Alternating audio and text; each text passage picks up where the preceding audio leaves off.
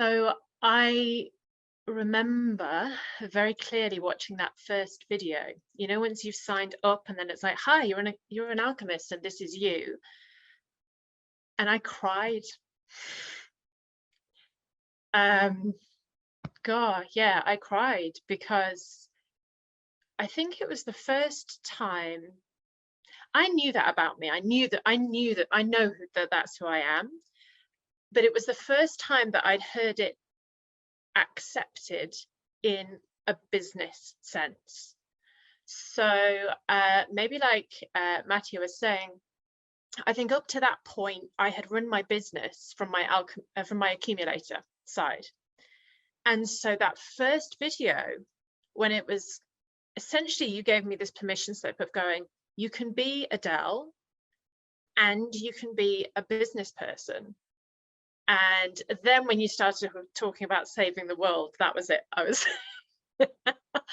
It was so touching. And I remember taking it to my partner and saying to her, just watch this, it's me.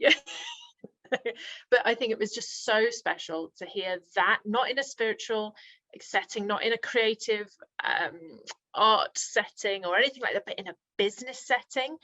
And I think that's been the strongest thing for me through doing SMA as an alchemist. I really connected with the Alchemist, and I think I remember once Denise saying, like, not really having to prepare and just kind of turning up and it just happens. And that really happens to me. I just kind of turn up and things just happen and I just know what to say and it just like all comes out of me. And so that was really validating. I really resonated with everybody who said it's a permission slip not to finish everything. I've got so many ideas and it's like I haven't got it together. It took me years to get to where I am now, just weaving these three things together. And it was just overcoming the shame of, oh my gosh, what is she doing? She used to do this, but now, like, where are you heading to life? But then when I saw this alchemist thing, I was like, oh, right, I'm here to change the world. And it's not in a sense of, through anger or anything, but it's really owning my space and being at peace with saying, hey, this is what I do, and I'm unapologetic feeling this way. And I think the biggest aha tied to that was there were different layers. So the first layer for me was, okay, as a Chinese Australian, how do I teach people to show up culturally? But then I had to realize that other than healing my own wounds, it was also generational wounds from my dad, who grew up in Hong Kong, and there were cultural differences that he had to overcome as a Chinese person, and the money wounds that came from that, is like the second class of their own country, their own city. And now coming back to Hong Kong, it's like coming full circle and claiming that we're all human, and their money making and doing business is business without borders. And this is something that had happened years ago for our ancestors, doing business without borders all over the world. And this is something that I hope to convey in my work. I remember one of the things that I read in the materials initially in SMA was, I have this written down here, you find it easy to empower others to believe in themselves. And kind of like what other people are saying, I had just never really heard that put in a business context, or, like saying that was one of my primary strengths, which it definitely is. And that it wasn't just about, convincing people to give me money. It was about empowering them to do more as well, which is a lot of what I do. I also have a podcast called The Longer Road for people with multiple marginalized identities. And a lot of people with multiple marginalized identities are poor because, structural inequities and all these things that they've had to work through. And one of the things that I'm trying to help people with is, even if you have these things, even if you're disabled, like there are still usually things you can do, especially in this online world. So even though I don't see myself as a business coach, that's not my main thing at all. It's part of that message, of what I'm doing to try to help people. So that was really, really meaningful for me, I think, and probably my first big aha. And then my second big aha was, just because I can do something doesn't mean I should, especially for money. Like, just because I look at something and go, oh yeah, I could probably figure that out. You know, like in music, for example, I should not be producing all of my own work, even though I technically know how to do audio production. It's not my area of genius. It takes me forever. And it's probably still not as good as somebody who that's their only job. So many areas where I just went, oh, okay, here's where my magic is. And I'm allowed to just kind of like outsource the rest of it and not try to do everything myself. So even this is how terrible of a business person I am. When Adele said that she had not applied that alchemist thing to her business, I literally have not until this very moment, because I just realized that I actually rely on my connector nurture for my business. And my biggest aha, because in my personal life, I can manifest anything like that, except then I see contrast with like clients who are super rich. And then I'm like, what the fuck? Why didn't I decide to manifest that? Like, where did that come from? I didn't know that was possible, right? So my biggest aha actually was people will always say to me, like, dude, why don't you charge money for, like, your YouTube channel is ridiculous. Like, stop doing what you're doing. You're giving away all of this information. I'd be like, what do you mean? I said, this is what I did. And I have a following, and I could theoretically be in a position to make millions of dollars. And like, life coaches look at me and they're like, oh, that's no excuse that you have 4 kids and that you're like doing all of this by yourself, right?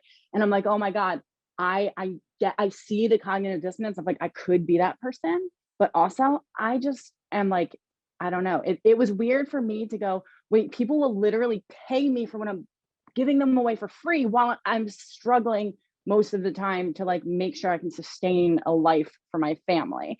So hearing that people will pay for ideas was intriguing to me, because I guess I didn't like, now I'm at a place where people like want to talk to me and I'm like, yo, I get paid to talk to people. Like, I get paid to go to that connector place that before I would just give that away to everybody.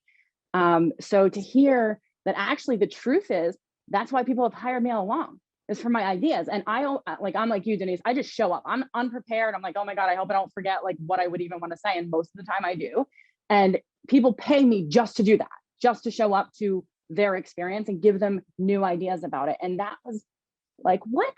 And that's why every coach that I've ever worked with has been like, what is your problem? You are the worst. Like, what aren't you getting? And I'm like, I hate asking for money too, because I'm like the nurture connector. So I'm like, oh, I just want to give everything away for free. And I'll save the alchemist part for my own personal life to like find random shit on the side of the road that I want constantly, right? But I have not actually until this very moment even considered applying the alchemist frequency to my business, which is a very weird thought. And it feels very fun to think about. Wow. So I so resonate with what you just said, and the idea of like permission to be who you are, because I feel like in this business world, and I realize like as a massage therapist, we kind of have permission to be a little alchemy-ish, right? It's sort of accepted, but even for me, those people in my world, they didn't own the businesses and they didn't do well. Like, they could be amazing massage therapists, but their businesses were not thriving or growing, and so many were like closing their practices, and that was really disheartening for me. So hearing that, wait a minute, like, I'm a little weird and that's okay. And it was also super, I think the most important aha of that was that it just validated everything that I knew about myself to be true, and that it was okay. And also, it's okay if I'm not good at follow through. It's okay if the things that are my challenges, for them to be my challenges, right? Because in the business world, from that like masculine standpoint, that we come to know that it's not acceptable. So to be able to accept myself and go, wait, I can look at those gifts and I can thrive. It's okay if these are my strong things and these aren't my strong things. So yeah, for me, having the permission, like you said, and the validation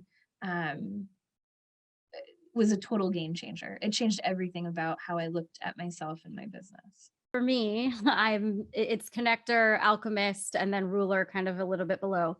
Oh yeah, definitely see. I definitely see all of these, and I've been fascinated by how they work together and sort of like pull on each other. So definitely with that connector alchemist, with like both of them being so high, um, the tendency to just like not care about money. I don't need to think about that. I mean, absolutely. This is something that I've gotten much better at. Definitely work in progress, but gotten much better at because of Money Bootcamp and SMA, like all of these things, like going, okay, yes, let's look at this and let's create some systems around it. But that natural tendency, like all through my 20s, for sure, it was very much like money was not a thought in my mind, really, like managing it at all. And just that belief that it will always be there. Is great. And I think I really see, especially kind of in my late 20s, early 30s, I saw that double-edged sword thing play out, because then it's like when some kind of like emergency would happen, and it was like, I didn't have as much access to my magic almost. It felt like, it's like, whoa, all of a sudden everything's a bit of a mess, if that makes sense. And so really going, oh, okay, maybe let me like pay a little bit more attention, or a lot more attention. But something that also was interesting when I started, not in Money Bootcamp, before Money Bootcamp, when I kind of started looking at money through like some other programs and things, I all of a sudden realized that I wasn't looking at my money, like I wasn't caring about it. And I became aware of that. And then I almost became like ashamed of that.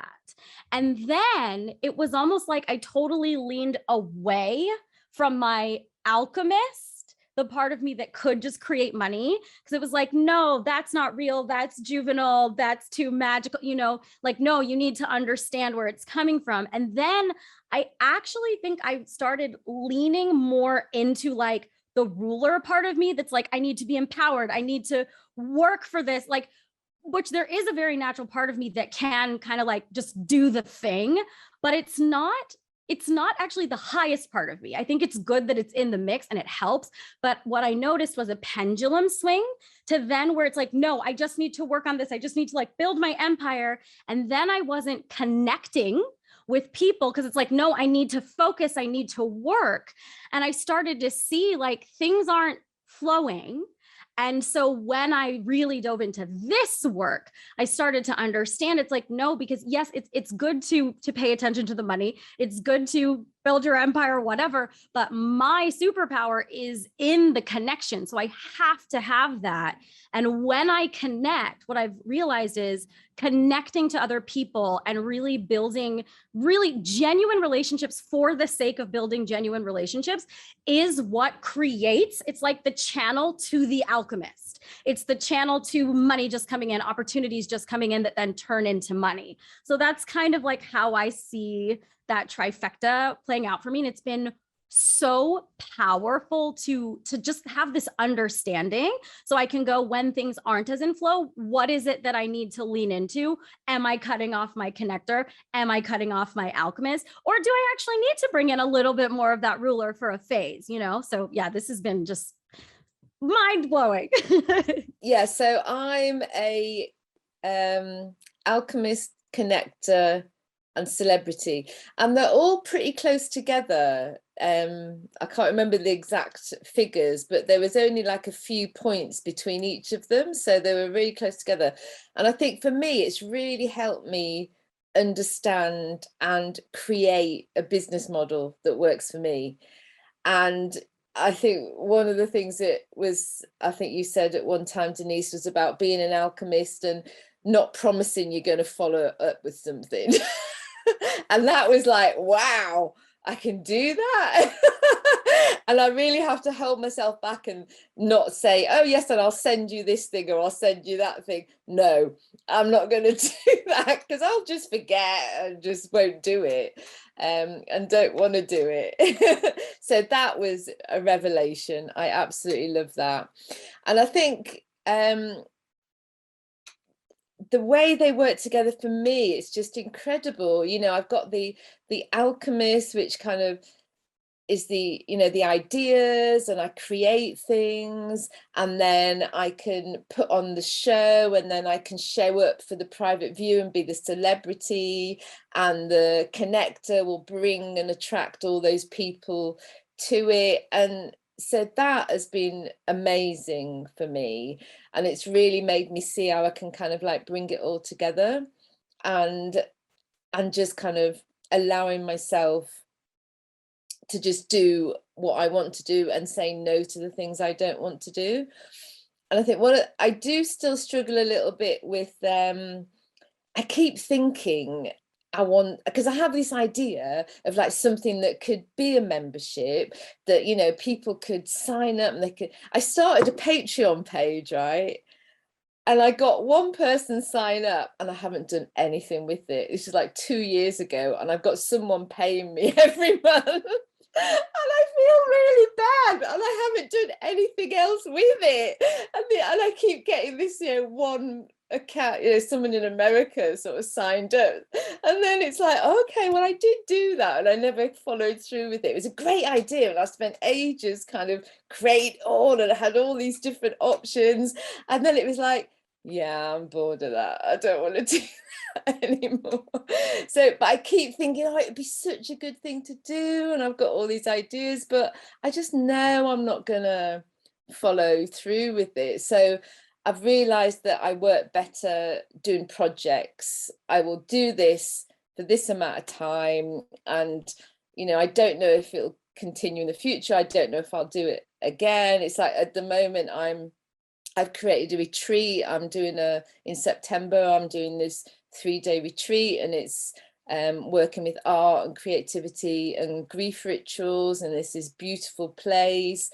But I don't know if I'll want to do it after I've done the first, you know, I might do it again in the future, but I just don't want to have that pressure of knowing that I've got to do it again next year, because I might not want to. I'll probably be on to the next thing. Yeah, so yeah, it is challenging, but I think my 3 seem to work really well together, and now I'm knowing and I'm seeing how they can work well together, and I just love it, and I really relate to them, and I really love the magic of being an alchemist. I think for me that is the big one, because what I do raku, so I'm working with all the elements, and I take things out of the kiln when they're red hot, and there's fire and there's smoke, and it's really exciting. And, you know, I do demonstrations. I have my open studios, and people come and they watch me create these amazing things, and for me it's kind of easy. I mean, I've been doing it for like 30 odd years, but, you know, I can create, and people are like, oh, how do you get that color with raku, and how do you do that? And she's, oh, I just do it. Yeah, I'm a magician. I just do it, and I love it. But I just know that I can't work under pressure. I need to just be able to create. It's like yesterday, day before, I had a really bad day because I was having to work to a deadline, so it didn't work. So this pot I was making for a gallery, they wanted it, and they wanted this certain type, and because I had that pressure and I really didn't feel like being there, but I had to because that was the only day I had, it just didn't work. And I've just got to remember that it doesn't work for me. I hate doing commissions, because it's that external pressure of somebody wanting something a certain way. It just makes me tighten up, and I can't be in that creative flow. It's just like, it's crazy. I just can't do it. It always goes wrong, and I end up having to make loads of different versions, and I'm working for a pittance because I'm having to make different ones until I get it right. And it's just like, no, I'm just going to make something. If you like it, you can buy it.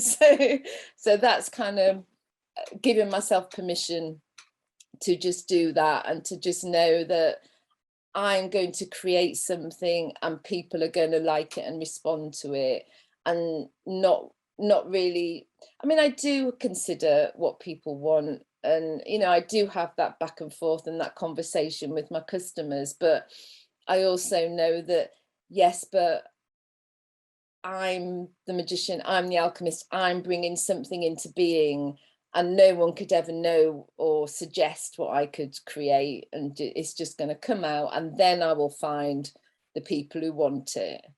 I think that is the thing for me.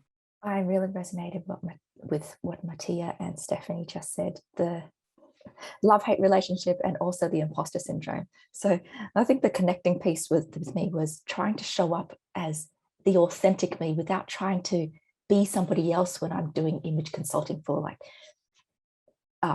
really wealthy people, and then feel, oh, a little bit of jealousy and envy, and then feel shit for, why should I feel that way? Because I'm a therapist, I should be doing my own work.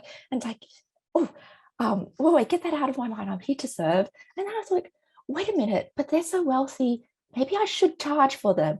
And maybe I should charge a little bit more. And then I feel guilty for wanting more money. And it's that duality of feeling like I'm always never enough to just be myself, and always putting a lid on how I should be doing things and why I should be doing things, instead of just being me and claiming that, no, I don't adult right, I don't finish things, and be okay with just being a kid sometimes and needing help sometimes. And so that's one of my biggest challenges as well. Thing that comes to mind when you talked about sabotages was just thinking that I'm not really valuing my ideas and my talents, because I've always been really good at like making things and creating things, and I think for a long time I just didn't charge enough for what I was making, and just been having so many ideas that I never really followed through on things. I never could finish anything because I'd start making something and then I'm kind of on to the next thing, or so there was no kind of continuity. And I think that's something I've learned how to, create collections and, sort of have something from start to finish and not just put it aside for the next thing. I still do that a bit. I still do that a bit because I just get really excited, and also realizing that yes, I have loads of ideas, but I don't have to do them all, and I don't have time to do them all. And I think I used to get really just stuck on making a decision on moving forward because I didn't know what to go with, what idea I wanted to carry forward. So I never really did anything. So I think for a long time when I was younger, that kind of really held me back. And I think, and just kind of,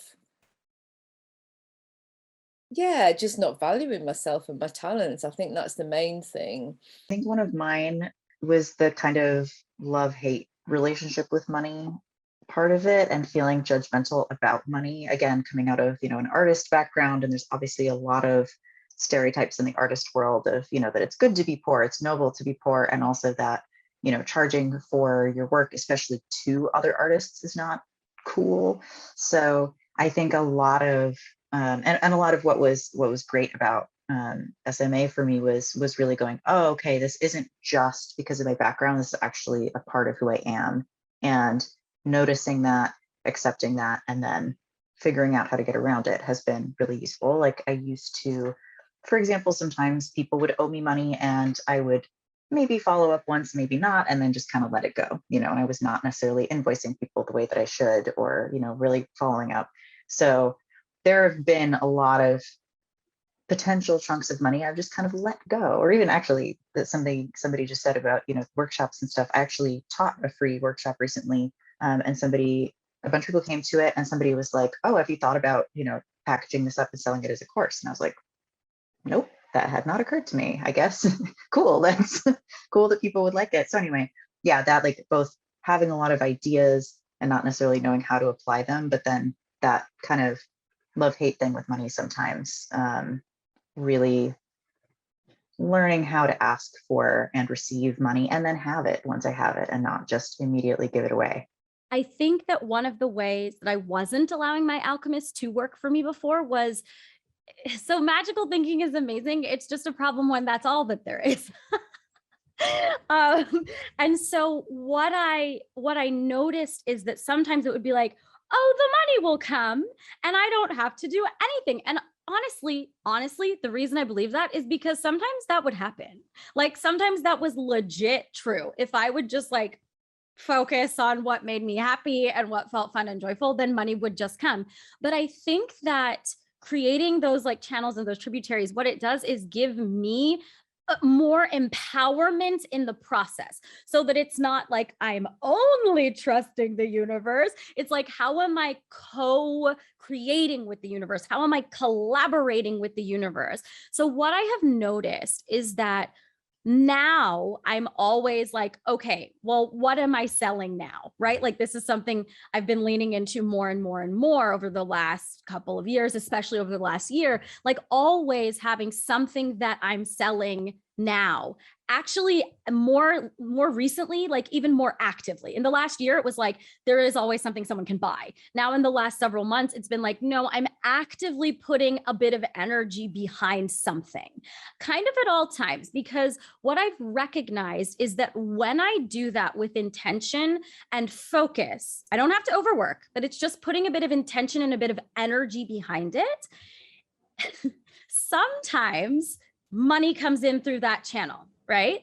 You know, sometimes money comes in through that channel, but a lot of times either money doesn't actually totally come in through that channel, but then it comes in through like some other place in a massive way, or it's both. It's almost like having that energy, that specific intention creates the opening for a full belief in my system and the universe to be like, we know what we're doing. We know where we're going. Again, it increases the magnetic energy. So that magical thinking, it's almost like it has backing behind it, like it has meat behind it. It's got some like truth behind it. So then I'm like, okay, here's what I'm putting out. And it's so funny because sometimes I'll put, last week, literally, I put energy into just like a small, like a little offer, like a mini course, and people signed up for the mini course. But then these other like massive things came in, some of them money, some of them value, like thousands of dollars worth of value for free, or like, oh, a new business idea that I actually just then sold right away without trying at all. But I really believe that it's because I had clear intention of, this is a very specific way that money can come to me. And then money's like, oh, okay, yes.